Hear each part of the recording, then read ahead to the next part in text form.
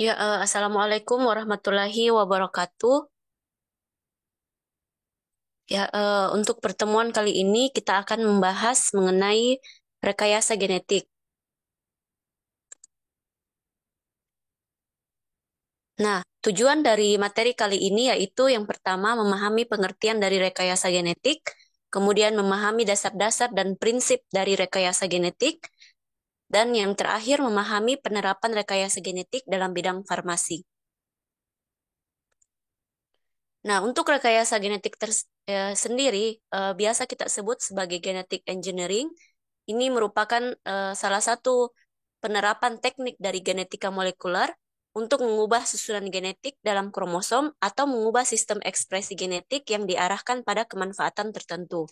Jadi, jika kita melihat dari pengertiannya, berarti rekayasa genetik itu sebelum kita melakukan rekayasa genetik, kita harus dulu memahami mengenai genetika molekuler, ya, karena dalam rekayasa genetik eh, pemahaman mengenai susunan dari genetik yang mengkode suatu sifat tertentu itu kita harus ketahui, ya, karena susunan genetik itu akan ditampilkan secara fisiologis, secara akan diekspresikan keluar, sehingga kadang kita melihat ada orang yang rambutnya warna coklat, kemudian warna hitam, atau mungkin ada yang rambutnya pirang, ya. Dan itu semua biasanya paling besar berpengaruh dari sifat genetiknya. Nah, sehingga ketika kita sudah melakukan rekayasa genetik, diharapkan bahwa adanya perubahan terhadap sifat genetik tersebut, sifat genetika tersebut itu akan membawa kemanfaatan tertentu. Ya, jadi tidak sembarangan, tidak serta-merta kita melakukan rekayasa genetik terhadap suatu organisme, tapi memang ada tujuan tertentu yang kita inginkan. Nah, perubahan sifat biologis melalui rekayasa genetik tersebut menyebabkan lahirnya organisme baru, produk bioteknologi dengan sifat-sifat yang menguntungkan bagi manusia. Ya, jadi diharapkan bahwa ketika kita melakukan rekayasa genetik akan tercipta, akan terlahir organisme baru yang memiliki sifat-sifat yang menguntungkan, ya. Jadi sifat-sifat yang merugikan, mungkin seperti misalnya kalau buah tomat, yang buah tomatnya itu cepat membusuk, ya. Ketika direkayasa genetiknya membuat buah tomatnya itu lebih tahan lama, ya, dan itu menguntungkan untuk proses penyimpanan yang lama. Nah, sekarang kita masuk ke prinsip dari rekayasa genetik, ya. Jadi mungkin teman-teman sekalian sudah pernah belajar mengenai genetika, ya, di SMA, ya, di bangku SMA.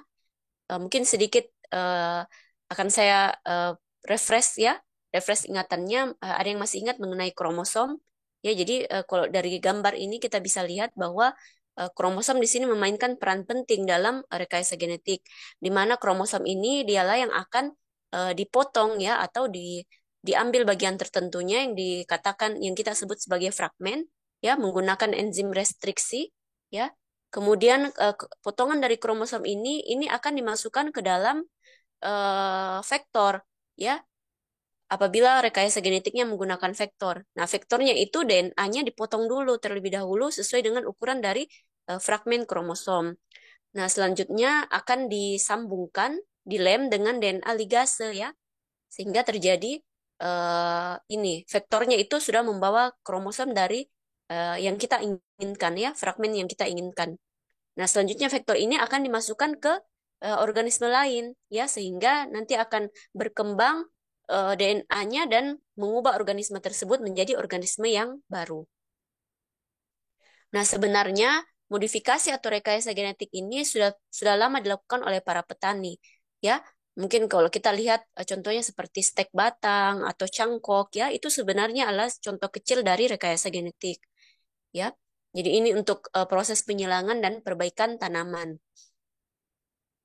Ya, jadi sebenarnya tujuan dari rekayasa genetik itu menghasilkan suatu organisme yang menguntungkan, seperti misalnya pada tanaman diharapkan tanamannya itu menjadi lebih besar, kemudian kuat, lebih tahan terhadap penyakit. Ya, ya, bahkan salah satu beberapa contoh yang sudah berhasil dilakukan oleh para petani di tahun-tahun silam itu seperti tanaman padi, jagung, dan tebu yang mempunyai daya hasil yang tinggi ya, jadi produksinya lebih tinggi dan memiliki kualitas panen yang lebih baik ya. Nah, adapun perkembangan studi genetik ini pasti kalian sudah sering dengar ya namanya Gregor Johann Mendel ya eh, yang per- yang disebut sebagai bapak genetika karena beliau orang pertama yang mengkonsepkan mengenai prinsip pewarisan sifat ya sehingga teori tersebut menjadi landasan utama dari ilmu genetika. Jadi pada tahun 1900-an itu sudah pada zaman Mendelian ya atau kadang disebut sebagai classical genetics itu sudah terjadi sebenarnya ini teori mengenai molekular genetik ya genetika molekular. Nah, selanjutnya pada tahap mikrobial genetik itu 1940 di sini kita sudah lebih paham lagi ya orang-orang para ilmuwan zaman dulu lebih paham lagi mengenai molekular genetik ya sampai mereka bisa bereksperimen bisa menggunakan enzim-enzim yang diisolasi dari mikrobiologi ya yang diisolasi dari mikroba. Nah, eh, begitu juga dengan penggunaan vektor ya. Jadi karena kebanyakan vektor itu berasal dari E. coli ataupun virus ya, virus yang namanya bakteriofag. Nah, itu pada zaman mikrobial genetik. Ya, jadi itu pada 1940-an. Kemudian gen manipulation hingga sekarang kita sudah bermain dengan manipulasi gen ya. Jadi kita sudah bisa mengubah gen orang tertentu. Mungkin kalian pernah dengar beritanya Angelina Jolie ya yang dia itu di beresiko besar mempunyai kanker payudara karena orang tuanya merupakan pengidap kanker payudara ya dan meninggal karena kanker payudara tersebut sehingga dia segera ke dokter untuk mengambil gen yang mewarisi kanker payudara tersebut ya dia potong gennya sehingga dia terbebas dari penyakit kanker payudara. Nah, adapun pada tahun 1967 hingga 1970 ini merupakan zaman yang membawa perubahan besar juga pada rekayasa genetik karena pada zaman itu pada tahun itu para ilmuwan berhasil mengisolasi enzim DNA ligase dan enzim restriksi. Ya, di mana enzim DNA ligase ini dan restriksi sangat berperan penting dalam rekayasa genetik karena kedua enzim inilah yang dapat memotong DNA dan menyambungkan DNA. Nah, kalau ini ya, ini adalah prinsip pewarisan sifat yang dikemukakan oleh Mendel, ya, di mana ada orang tua dari kacang ercis, ya, induk dari kacang ercis yang berbiji bulat, disilangkan dengan kacang ercis yang berbiji keriput, itu akan menghasilkan anak-anak yang memiliki biji bulat tiga, ya, bulat-bulat-bulat, dan ada juga yang keriput, ya. Nah, selanjutnya ini mungkin kalian juga sudah pernah pelajari ya di SMA. Jadi ini cara membaca basa ya, basa nitrogen, basa basa DNA ya. Eh, jadi terdiri dari tiga asam amino. Ya, misalnya U, C, UCA ya, atau misalnya UU, U, UU ini akan menghasilkan eh, protein yang disebut fenilalanin ya, PHE. Nanti kalau misalnya sampai di kata stop, itu berarti di situ transkripsi DNA-nya itu terhenti di situ. Nah, ini untuk kalian ketahui saja ya. Jadi ada yang namanya central dogma, di mana central dogma itu adalah perubahan dari DNA menjadi RNA dan menjadi protein. Jadi semua dalam tubuh organisme itu semuanya dibentuk dari protein ya. Sedangkan protein itu termasuk enzim, hormon ya. Jadi semua itu adalah protein itu dibentuk dari susunan DNA. Ya, jadi sangat penting DNA ini. Kita bisa mengubah suatu organisme hanya dengan mengubah DNA-nya saja ya. Memodifikasi DNA-nya saja. Ya, jadi tidak semua urutan basa DNA itu akan diekspresikan menjadi urutan asam amino. Ya, jadi ada basa DNA yang hanya sebatas basa DNA, dia tidak menjadi protein, ya. Nah, urutan basa DNA yang pada akhirnya menyandi urutan asam amino, ya. Jadi kalau urutan basa DNA-nya itu menyandi urutan asam amino, itulah yang disebut sebagai gen. Nah, selanjutnya kita masuk ke enzim yang berperan ya. Jadi seperti yang saya katakan sebelumnya bahwa dalam rekayasa genetik itu yang paling memainkan peran penting itu adalah enzim ya. Karena enzim inilah yang akan memotong DNA, kemudian menyambungkan dan memanjangkan. Ya, jadi ada namanya DNA polimerase atau ada juga RNA polimerase, kemudian ada nuklease yang biasa disebut sebagai enzim restriksi dan ada enzim ligase ya. Nah, kalau untuk DNA polimerase ini merupakan DNA yang dapat enzim yang dapat memanjangkan DNA. Jadi ini pertama kali diisolasi dari bakteri E. coli ya, Escherichia coli, yaitu DNA polimerase 1. Nah, ketika mau memulai sintesis, artinya pembentukan protein baru, DNA polimerase 1 ini dia perlu DNA cetakan yang kadang kita sebut sebagai template dan primer. Primer ini artinya pemicu ya, pemicu dari terjadinya proses sintesis tersebut.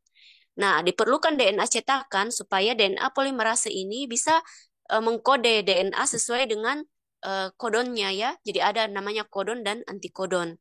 Ya, jadi kayak misalnya urasil itu pasangannya T ya, timin. Kemudian eh, C pasangannya G ya. Jadi dia akan mengkode sesuai dengan cetakannya ya. Jadi seperti ini gambarnya ya, kita lihat DNA polimerase dia akan berjalan dari rantai 3 ke 5 ya, dia akan mengkode sesuai dengan cetakannya. Jadi DNA polimerase ini dia dikatakan sebagai pengkatalisis dari reaksi pembentukan DNA. Nah, selanjutnya kita masuk ke enzim restriksi. Nah, enzim restriksi adalah enzim yang berperan untuk memotong untai DNA. Ya, jadi ada endonuklease. Ini endonuklease dia memecah di dalam rantai polinukleotida, dia memecah ikatan fosfodiester karena kan kalau untai DNA itu mereka saling berikatan karena adanya ikatan fosfodiester. Ya, jadi dia memecah di situ, ya. Sedangkan kalau ekso dia memotong dari ujung, bukan di tengah, ya, dia di ujung.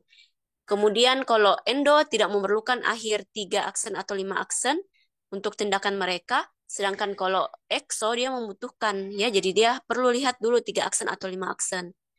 Kemudian endonuklease ini biasanya urutannya spesifik ya, jadi misalnya dia spesifik untuk memotong basa basa DNA yang kodenya UCG misalnya dia memotong di situ. Sedangkan kalau exonuklease dia tidak spesifik, jadi terserah dia di mana ditempatkan itu akan memotong di situ. Kemudian contoh dari endo deoksiribonuklease 1, kemudian ada juga E. coli ya yang paling terkenal. Sedangkan kalau yang exonuklease itu contohnya racun ular, kemudian exonuklease 1 dan 2. Nah, untuk pemotongan dari enzim nuklease ini, enzim restriksi, itu ada beberapa tipe pemotongannya ya. Kalau kita lihat di gambar di sini, ada yang namanya blunt ends. Ini blunt ends dia memotong secara rata. Ya, jadi dia nanti hasil potongannya itu lurus, ya berbentuk segi empat. Sedangkan kalau kita lihat di sticky 5 ends dan sticky 3 ends, ini pemotongannya zigzag bentuknya. Ya, karena dia potong di bagian sini dan di bagian sini. Ya, jadi nanti bentuk pemotongannya seperti ini. Dia zigzag. Ya, kalau ini yang blunt ends dia rata, ya sejajar pemotongannya. Nah, nanti setelah dipotong ini akan ini ya menghasilkan potongan seperti ini. Nah, kalau misalnya dalam prinsip rekayasa genetik biasanya yang paling disukai itu adalah pemotongan ini ya yang zigzag ya, yang sticky 5 ends atau sticky 3 ends. Karena tentu saja ketika kita sambungkan itu pelekatannya akan lebih lebih kuat dibandingkan yang sejajar. Sama seperti kalau kita bermain puzzle, kalau puzzle yang zigzag ya, puzzle yang banyak belokan-belokannya, lekukan-lekukannya itu ketika ditempel itu akan lebih kuat tempelannya dibandingkan puzzle yang lurus, yang rata seperti ini. Nah, ini beberapa contoh dari enzim nuklease ya. Jadi kebanyakan kalau kita lihat di sini dari bakteri ya, dari bakteri diisolasi enzimnya. Nah, ini sequence pengenalannya ya. Jadi ini termasuk endo ya, endonuklease karena dia spesifik hanya di sequence ini ya, urutan basa protein, basa DNA yang seperti ini yang dia potong di situ. Jadi kalau kita mau bermain dengan gen, kita identifikasi dulu urutan DNA yang seperti apa yang kita mau potong. Nanti kita cari referensinya ya, kira-kira enzim dari bakteri apa, enzim apa yang memotong pada urutan seperti itu. Nah, kemudian ada juga yang namanya cloning gen. Ya, jadi ini salah satu juga prinsip dari apa? Prinsip dari rekayasa genetik ya, yaitu cloning di mana DNA fragments ya, patahan-patahan potongan-potongan DNA ini akan digabung dengan vektor. Kemudian vektor ini akan dimasukkan ke dalam suatu host cell ya, sel inang sehingga dia akan menghasilkan cloning ya. Seperti itu. Jadi kalau untuk selanjutnya kalau enzim restriksi tadi yang kita bahas sebagai pemotong, nah selanjutnya ini enzim ligase. Nah ini enzim ligase disebut sebagai lem biologi karena dia yang menyambungkan. Ya, jadi kalau ini sudah hasil pemotongannya, ya, ini juga hasil pemotongan dari DNA yang lain, DNA 1 dan DNA 2.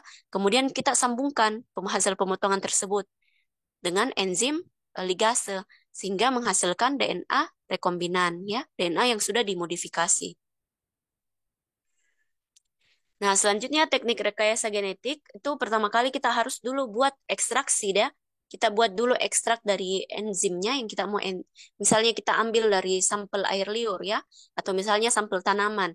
Kita mau isolasi DNA atau RNA-nya atau proteinnya itu kita pakai teknik ekstraksi dan isolasi. Ya, jadi prinsipnya ini memisahkan DNA kromosom dari atau DNA genom dari komponen sel lainnya. Karena kalau misalnya dalam darah ya, dalam darah itu banyak sekali komponennya di situ. Jadi kalau kita cuma mau ambil DNA-nya, itu kita harus pakai teknik isolasi ya, ekstraksi dan isolasi. Ya, selanjutnya nanti mungkin akan kalian lebih banyak terima materinya ini di bioteknologi, ya, di mata kuliah semester 3 kalau tidak salah. Jadi saya tidak akan bahas secara rinci di sini, saya cuma mau memperlihatkan prinsip dari rekayasa genetik ya. Nah, selanjutnya ada salah satu alat ya eh, s- yang terkenal sekali waktu zaman COVID ya, beberapa tahun lalu itu PCR ya. Jadi PCR ini adalah salah satu alat yang eh, ini menerapkan prinsip dari rekayasa genetik ya. Dia menerapkan prinsip genetika molekular di mana alatnya itu memiliki 3 tahap ya dalam bekerja, denaturasi, annealing dan elongasi ya. Jadi denaturasi awalnya kan kalau kita tes PCR itu kan diambil ya cairan hidung, cairan dari rongga hidung. Nah, cairan dari rongga hidung itu berisi DNA ya. Kita mau deteksi apakah terinfeksi dengan COVID atau tidak. Jadi diambil dari cairan itu kemudian didenaturasi ya. Jadi proses denaturasinya kan kalau DNA itu adalah double helix ya, rantai ganda ya. Nah, jadi denaturasi itu dia akan memecah memecah rantai ganda tersebut menjadi single helix ya. Jadi untaiannya menjadi untaian tunggal. Nah, selanjutnya dia akan masuk ke tahap annealing. Annealing ini adalah tahap pengkopian atau pemanjangan ya. Jadi atau ya tahap pengkopian nanti elongasi baru dipanjangkan. Jadi dia akan mengkode ya. Ini yang warna merah dia akan mencetak sesuai dengan pasangan dari ini single single strand ya, single untai tunggalnya. Nah, selanjutnya di tahap elongasi ini pemanjangan dia akan memanjangkan kemudian memproduksi kembali ya. Jadi ini akan terulang 1 2 3 tahap 1 2 3 sehingga akan dihasilkan DNA dalam jumlah yang banyak ya. Padahal yang tadinya kita ambil satu swab saja, satu kali swab, ternyata ketika masuk di mesin PCR itu akan digandakan sehingga nanti akan terbaca di mesin PCR ya. Dan ada juga namanya reverse transcription. Kalau yang tadi kan dia yang normal ya, ini dari DNA menjadi DNA yang dikopi, sedangkan kalau yang ini dari RNA. Makanya kalau virus ya PCR eh, PCR yang normal yang digunakan ya. Kalau dia menggunakan ini ya seperti virus dan bakteri karena biasanya itu eh, virusnya sudah ini mengandung DNA ya, DNA untuk dipanjangkan. Sedangkan kalau virus flu itu kan biasanya dari RNA ya, virus flu. Makanya kalian tahu bedanya kenapa kalau kita kena cacar air kadang orang katakan itu 1 kali seumur hidup ya kalau kena cacar air. Karena virus cacar air itu dia virus DNA dan mutasi dari virus DNA itu sangat susah ya. Sangat susah untuk bermutasi sehingga tubuh sudah mengenali DNA-nya sehingga kadang kita cuma 1 kali kena dalam seumur hidup. Sedangkan kalau flu, flu itu virusnya adalah virus RNA yang mudah sekali mengalami mutasi sehingga kita kadang setiap tahun kena flu ya karena virusnya sudah bermutasi.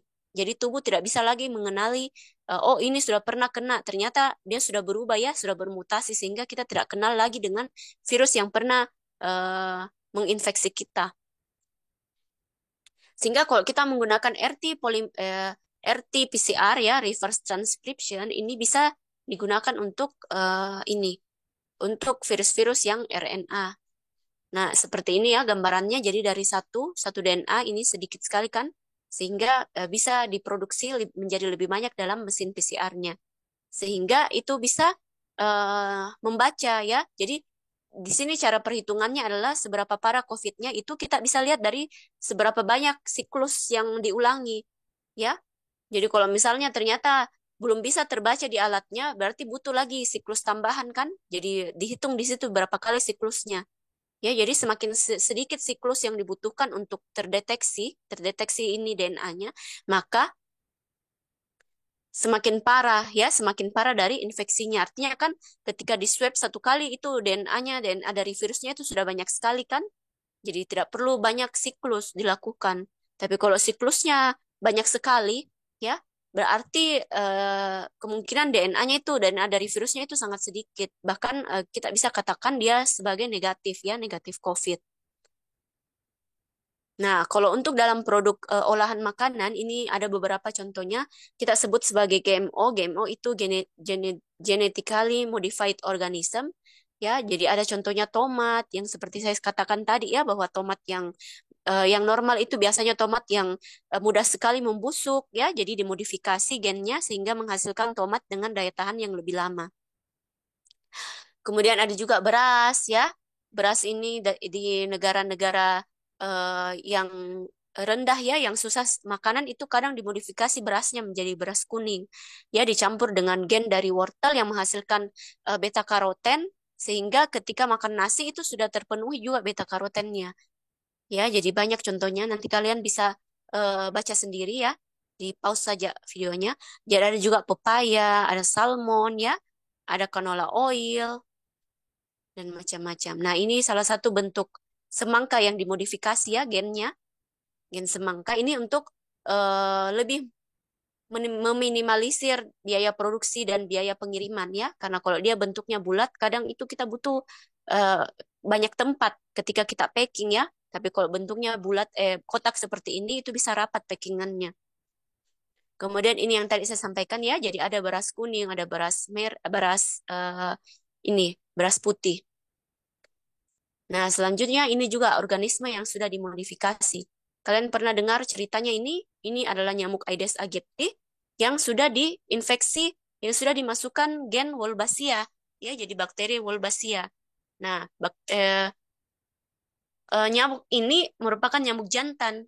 Kenapa dilakukan rekayasa genetik pada nyamuk ini?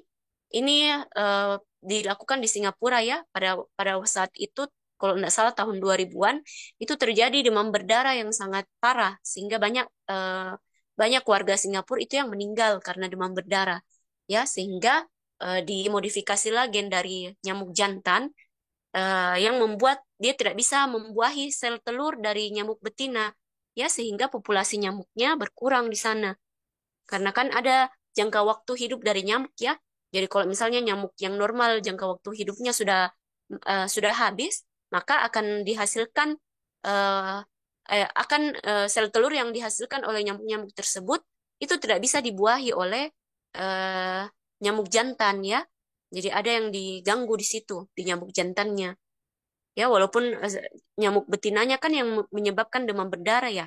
Walaupun nyamuk betinanya itu bertelur terus, itu tidak akan menjadi anak ya, karena tidak bisa dibuahi oleh nyamuk jantan. Sehingga populasi nyamuk di Singapura, di salah satu kota yang menjadi kota penelitian di sana itu menjadi sangat menurun ya. Oke, mungkin sampai situ ini kesimpulannya ya bahwa untuk prinsip rekayasa genetik itu kita memanipulasi ya, memanipulasi dari komposisi asam nukleat, kemudian bisa juga kita menyelipkan gen baru ya, gen baru dari organisme yang lain. Oke, mungkin sekian untuk materi kali ini. Eh, Lebih dan kurangnya mohon dimaafkan. Assalamualaikum warahmatullahi wabarakatuh.